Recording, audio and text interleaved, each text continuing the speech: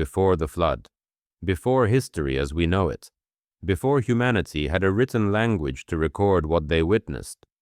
Something descended from the heavens, not to guide, not to protect, but to corrupt. 200 angels burning with desire for what they were never meant to have. They looked upon the daughters of men and made a choice that would alter the course of human history forever. They fell, and when they landed, they brought with them knowledge that was never meant for mortal minds, secrets that would unravel civilization, wisdom that would lead not to enlightenment, but to destruction. The book of Genesis mentions them in a single verse, but there's another text, one that was removed from most Bibles, one that tells the full story, and what it reveals will change everything you thought you knew about the world before the flood. Most people have never heard the complete account, not because it doesn't exist, but because for centuries, religious authorities deemed it too dangerous for common believers to read.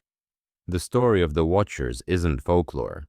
It isn't mythology borrowed from pagan cultures. It's documented in ancient Jewish texts that predate Christianity, texts that the early church fathers knew, quoted, and believed. But somewhere along the way, these writings were marginalized, labeled as apocryphal, tucked away in the margins of theological discussion. Tonight, we bring them back into the light, because the story of the Watchers isn't just ancient history, it's a warning, a pattern, a glimpse into the spiritual forces that shaped our past and continue to influence our present. And if you understand what happened when they fell, you'll understand why the world had to be destroyed. Let's begin with what Scripture actually says. Genesis chapter 6, verses 1 through 4. Most people read right past it without realizing they've just encountered one of the most disturbing passages in the entire Bible. When human beings began to increase in number on the earth, and daughters were born to them, the sons of God saw that the daughters of humans were beautiful, and they married any of them they chose. Then the Lord said, "My spirit will not contend with humans forever, for they are mortal. Their days will be 120 years. The Nephilim were on the earth in those days, and also afterward, when the sons of God went to the daughters of humans and had children by them. They were the heroes of old, men of renown." 4 verses, that's all Genesis gives us. But ancient Jewish tradition preserved far more, and the primary source for understanding what really happened is the Book of Enoch. Now, before we go further, let me clarify something. The Book of Enoch is not part of the Protestant or Catholic canon, but it was scripture to the ancient Jews. It's quoted in the New Testament Book of Jude. The Ethiopian Orthodox Church still includes it in their Bible today. And when the Dead Sea Scrolls were discovered in 1947, multiple copies of the Book of Enoch were found among them. Preserved, protected, hidden in caves for 2,000 years. This wasn't a fringe text. This was foundational to how the ancient world understood what happened before the flood. So who were the Watchers? According to Enoch, they were a specific order of angels assigned to watch over humanity. Their purpose was observation, guardianship from a distance. They were never meant to interfere directly with human affairs, but they did. Enoch chapter 6 gives us the names of their leaders: Semjaza, Azazel, Barakiel, Kokabiel, 19 others, 200 angels in total who made a pact on Mount Hermon. They swore an oath to one another, because what they were about to do, they knew was forbidden. They knew it would bring judgment, but they chose it anyway. They chose to descend, to take human form, to marry the daughters of men and produce offspring. And that's where everything unraveled. The offspring of these unions were called the Nephilim, giants, beings that were part human, part angelic, hybrids that should never have existed. But it wasn't just their physical presence that corrupted the earth. It was what the Watchers taught humanity. Enoch is specific about this. He lists exactly what knowledge these fallen angels passed down to mankind. Azazel taught men to make swords, knives, shields, and armor. He showed them the weapons of war.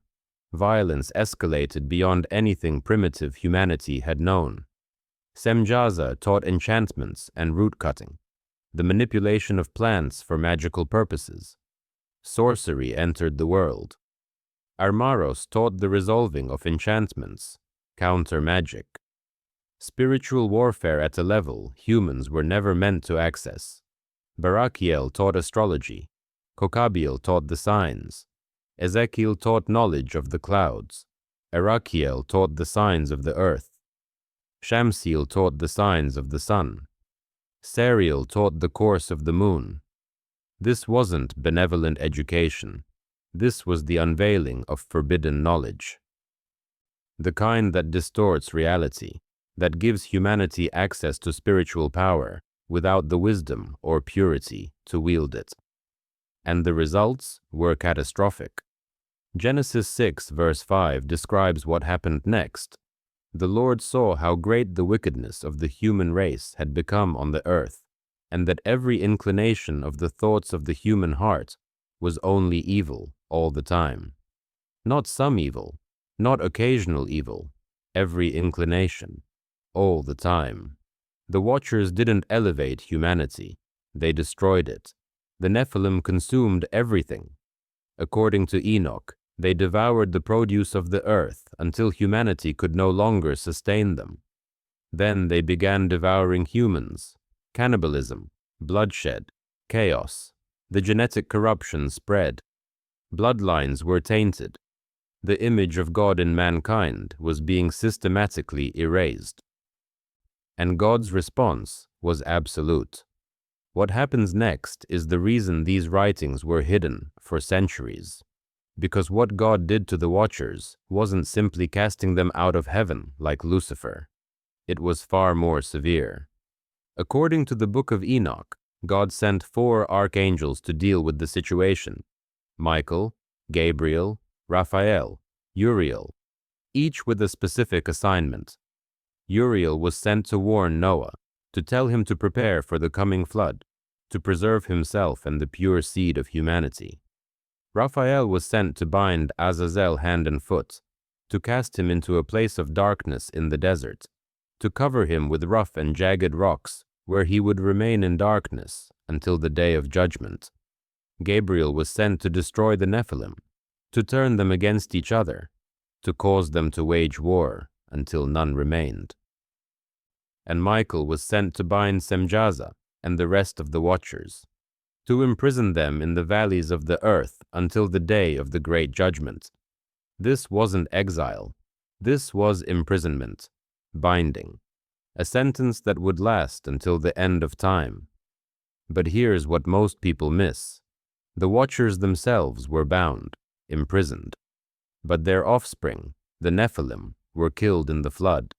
And when they died, something else was released: their spirits. The ancient Jewish understanding was that when the Nephilim died, their disembodied spirits became what we now call demons, unclean spirits, entities that were neither fully human nor fully angelic, wandering the earth without physical form, seeking bodies to inhabit. That's why demons seek to possess humans, because they're the disembodied spirits of the Nephilim, still carrying out the corruption their fathers began. The Watchers are bound, but their influence continues through the demonic realm. Now, if you're tracking with me, you're probably asking the same question scholars have debated for centuries. Why would God allow this to happen in the first place? And the answer is uncomfortable but necessary to understand. God allowed the Watchers to fall because humanity had free will, and the angels had free will.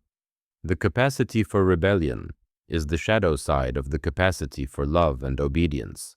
But God didn't leave humanity defenseless. He sent warnings. He preserved a remnant.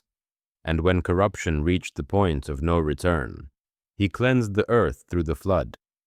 But here's the part that connects directly to where we are today. The story of the Watchers didn't end with the flood. Genesis 6 verse 4 includes a phrase most people skip over. The Nephilim were on the earth in those days, and also afterward. After the flood, the Nephilim returned. Not in the same numbers, not with the same unchecked dominance, but they returned. When the Israelites entered the Promised Land, they encountered giants, the sons of Anak, Goliath of Gath. These weren't normal humans. They were remnants of the Nephilim bloodline. And Scripture indicates that this corruption will return again in the last days. Jesus himself made a connection between the days of Noah and the end times. Matthew 24 verse 37. As it was in the days of Noah, so it will be at the coming of the Son of Man. What defined the days of Noah? Fallen angels corrupting humanity, genetic manipulation, forbidden knowledge spreading, humanity descending into violence and wickedness. Does that sound familiar? The book of Revelation speaks of angels being released from the abyss, demonic forces being unleashed in the last days, deception so powerful that even the elect could be deceived, if it were possible. The Watchers are still bound, but their influence, their corruption, their legacy, that's still active in the spiritual realm. And if we're living in days that mirror the days of Noah, then understanding what happened with the Watchers isn't just academic, it's urgent, because the same patterns are repeating. Forbidden knowledge is spreading faster than ever. Genetic manipulation is no longer science fiction. Humanity is once again pursuing power and wisdom without regard for moral boundaries. The Watchers brought knowledge that humanity wasn't ready for. And today, we're racing toward technological and spiritual thresholds that we may not be equipped to handle. The parallels are undeniable. So here's the question I want you to consider. Do you think this knowledge was hidden for protection or control? Was the Book of Enoch removed from the canon to shield believers from confusion, or to prevent them from understanding the full scope of the spiritual war therein? I don't claim to have all the answers. But I know this: the ancient world took the Watchers seriously. The early church fathers referenced these texts.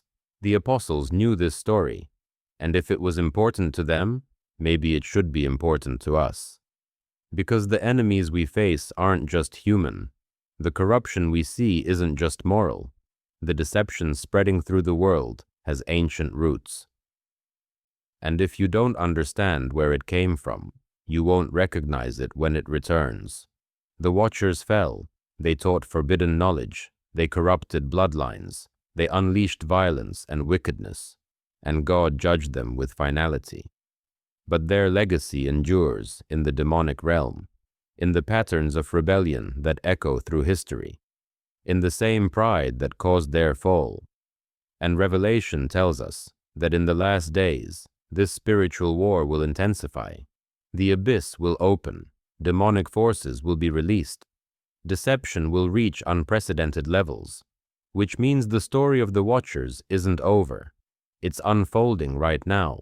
If this message resonated with you, if you're someone who wants to go deeper into the mysteries hidden in Scripture, the ancient texts that explain what the Bible only hints at, then I invite you to subscribe.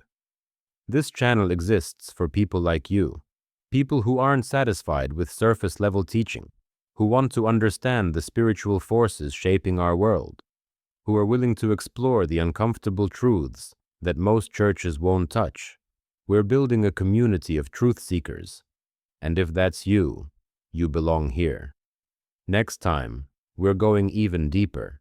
We're going to explore what happened to the Nephilim after they died, the true nature of demons, why they seek human bodies, and how their existence connects to the final battle described in Revelation. It's a topic most preachers avoid, but it's essential to understanding the world we're living in. Until then, remember this: The Watchers fell because they desired what they were not meant to have. They pursued knowledge, power, and pleasure without regard for consequence. And humanity is walking the same path. The question is, will we recognize the pattern before it's too late? Stay vigilant, stay grounded in truth, and never stop seeking the mysteries that reveal the bigger picture. The ancient texts are speaking. And the message is clearer now than ever. The fallen angels changed human history once, and they're preparing to do it again. If you want more hidden biblical mysteries, ancient scrolls, and revelations explained calmly and clearly, subscribe to the channel and turn on notifications so you don't miss what's coming next.